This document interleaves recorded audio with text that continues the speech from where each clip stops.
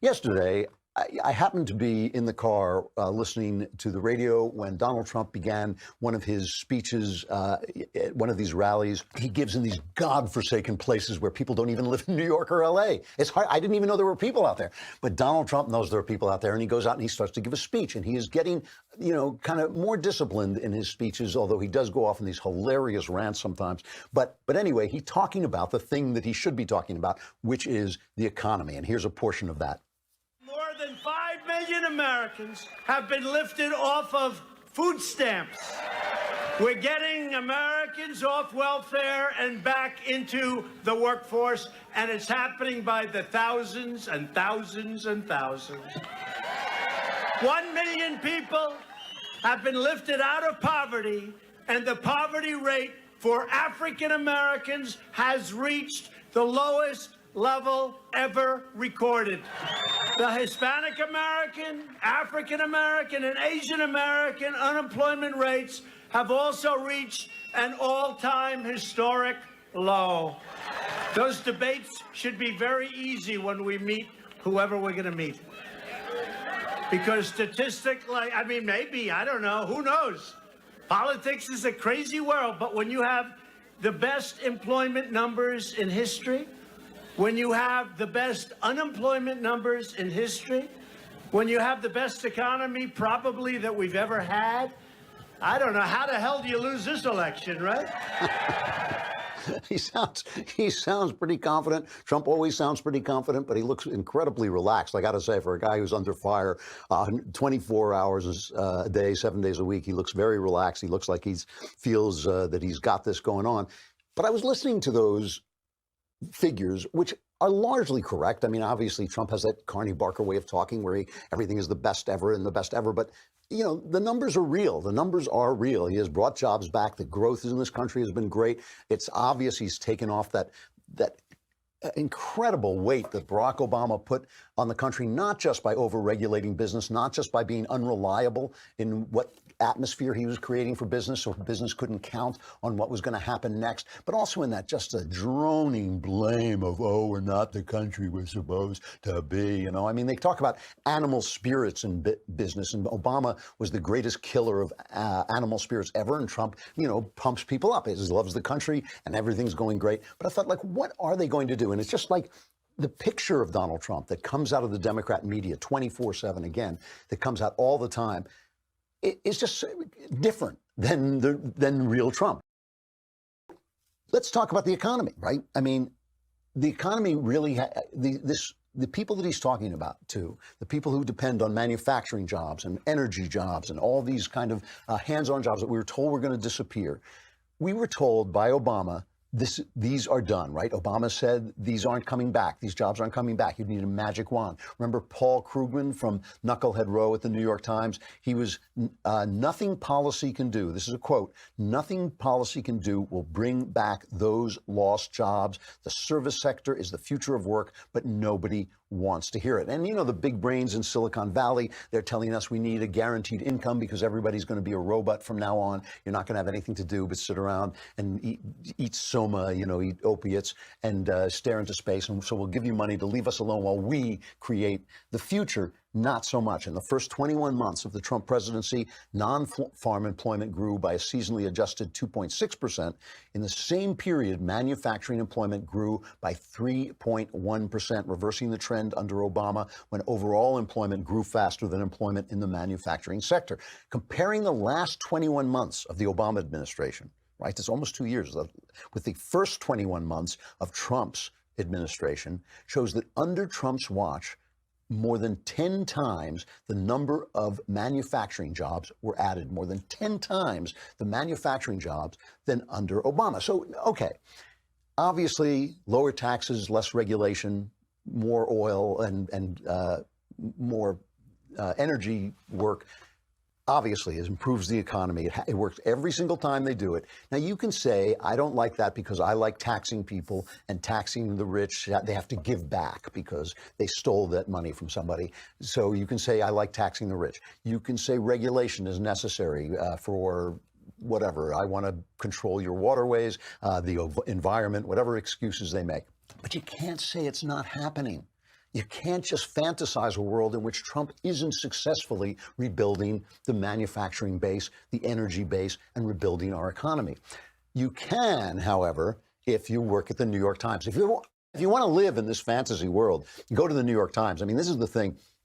I grew up just outside of New York, and the New York Times is like, it's the atmosphere you breathe. When you read the New York Times, that is what you think the world is. Still, my friends and relatives who live in New York, they still think when they read the New York Times, which is now just a Trump hate paper. That's all it is. It's hilarious. I mean, if you don't read it, you should, just for the laughs. It's like, you know, Trump does this and Trump does that. And yes, the sky is blue, but Trump he's still a bad guy, you know? I mean, it's like everything. And that's the whole page. I do not think there's a headline on the front page that doesn't have some derogatory fact about Trump. They just hate him. And they found a place in America, in Ohio, I think it was Northeast Ohio. They found a place in America where the manufacturing jobs haven't come back. It's still suffering.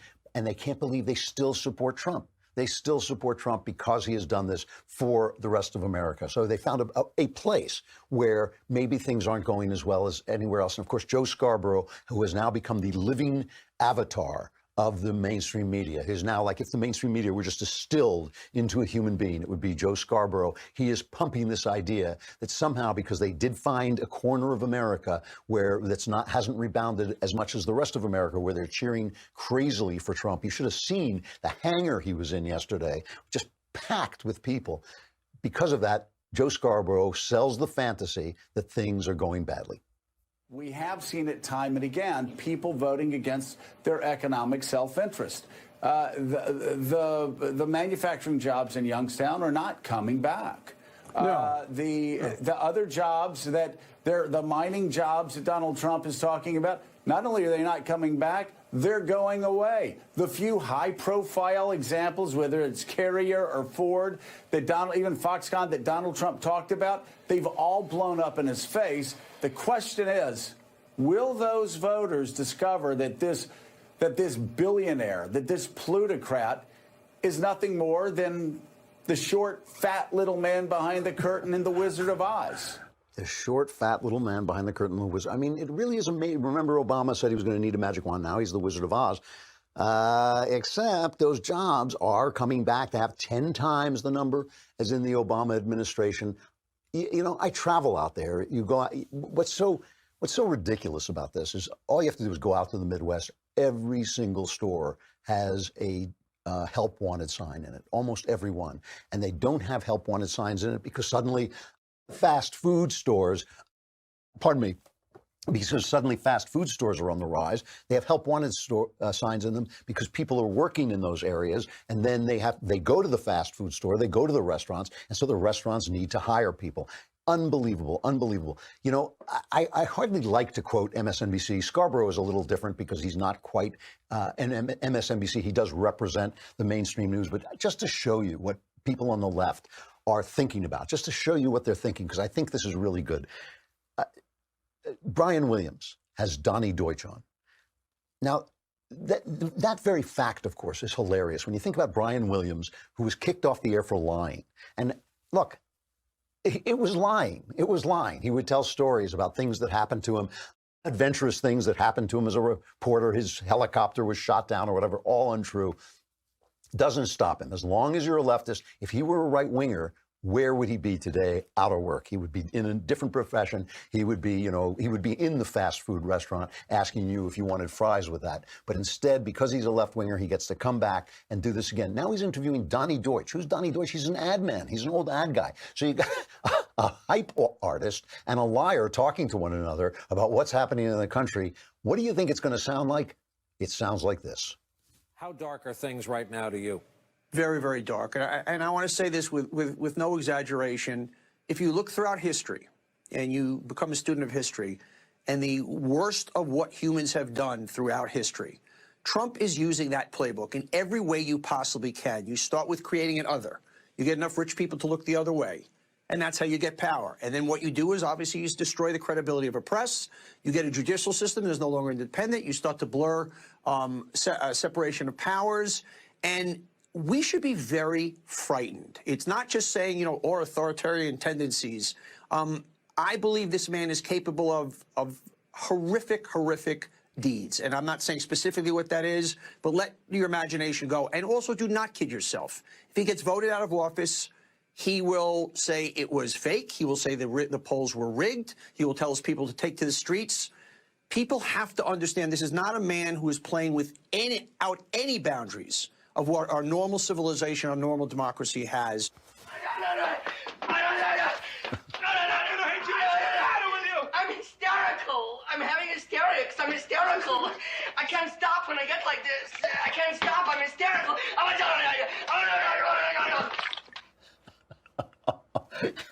You know, that clip, that Donnie Deutsch clip, may be my favorite news clip of the year so far. You know, Newsbusters are the guys I'm always using to get at the media because they monitor the media so well.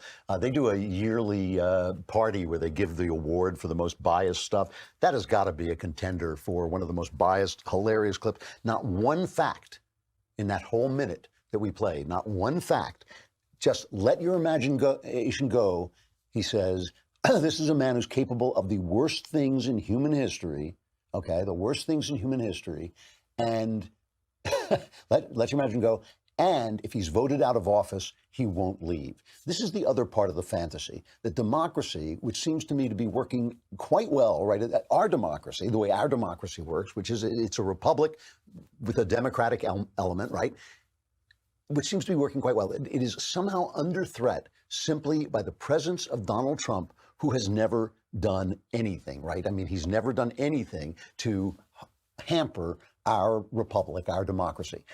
This is a big deal, but I think it's revealed in this incredible clip of the actor Jeff Daniels. Because remember, when you have this fantasy, it's got to be like surround sound. You've got to surround people with this fantasy, and you've got to keep people off Twitter. You know, all the people are on Twitter, all the people are on Facebook saying stuff. You got to silence them. You got to keep them down because they interrupt Uncle Ned's fantasy that socialism is still alive, even though Aunt Socialism died 20 years ago. So